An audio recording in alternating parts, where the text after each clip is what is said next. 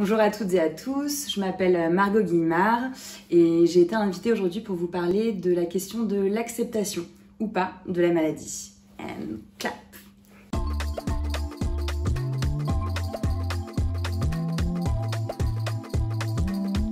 Moi j'ai découvert que j'étais diabétique de type 1 à l'âge de 24 ans, donc ce qui est assez tard pour le diabète de type 1. Et en fait la première chose qui est apparue, qui aurait pu être un signe mais que je n'ai pas tout de suite compris, c'est cette petite mèche blanche. C'est tout à coup, on se prend une énorme claque en fait et on réalise que tout ce qu'on avait jusqu'avant c'est remis en question et donc par conséquent notre mode de vie. Et c'est trop d'un coup en fait. Ça a été le sentiment d'incompréhension et donc d'injustice qui va avec.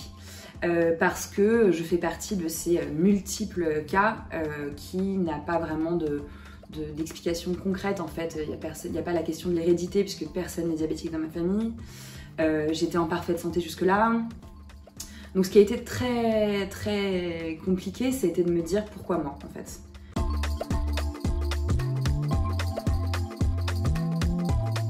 On doit apprendre énormément de choses, on doit apprendre à se connaître dans ce nouveau rapport au corps, un corps fragilisé, donc c'est toute une phase d'expérimentation personnelle. Alors, évidemment, il y a des données qui fonctionnent pour tout le monde, mais en fait la particularité du diabète de type 1 et de d'autres maladies chroniques évidemment, mais c'est que c'est des maladies qui sont très personnelles. On a chacun notre manière de réagir à tel aliment, à telle émotion, etc. Donc il faut passer par toute une phase où on apprend à connaître son nouveau fonctionnement et ses nouvelles limites aussi.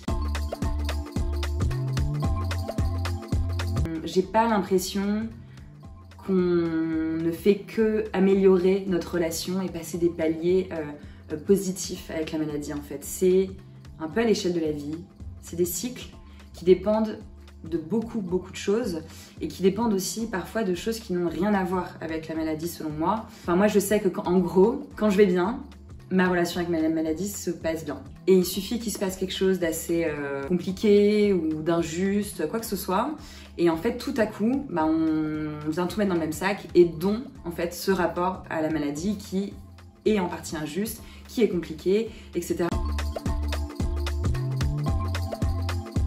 Personnellement, je suis pas hyper fan du terme acceptation parce que pour moi, il y a une sorte d'injonction en fait au fait d'accepter la maladie. Pour moi, je verrais plus une transformation du regard en fait qu'on porte sur la maladie. Soit en tant que personne qui a une part de soi dysfonctionnante, mais aussi évidemment la société dans laquelle on vit qui est validiste dans le sens où la norme c'est la bonne santé. Alors qu'on vit dans une société où, ne serait-ce qu'en France, une personne sur 6 a une maladie chronique. Et moi en fait je me suis rendu compte, mais ça a pris du temps, que en fait je n'osais pas montrer ma maladie parce que j'avais peur que ce soit vécu comme une fragilité. Je pense qu'on peut évidemment mieux vivre avec la maladie et pour ça, pour moi, il faut juste prendre en compte son existence. Personnellement, j'ai été très longtemps au début dans un rapport un peu guerrier avec cette maladie, alors qu'en fait, c'est juste une part de nous. Et si on arrive à juste déplacer ce regard-là et transformer la relation et se dire quelle drôle d'idée de vouloir se battre contre soi et plutôt prendre soin de soi en fait. Je pense que c'est vraiment ce qui permet au quotidien d'aller mieux quoi.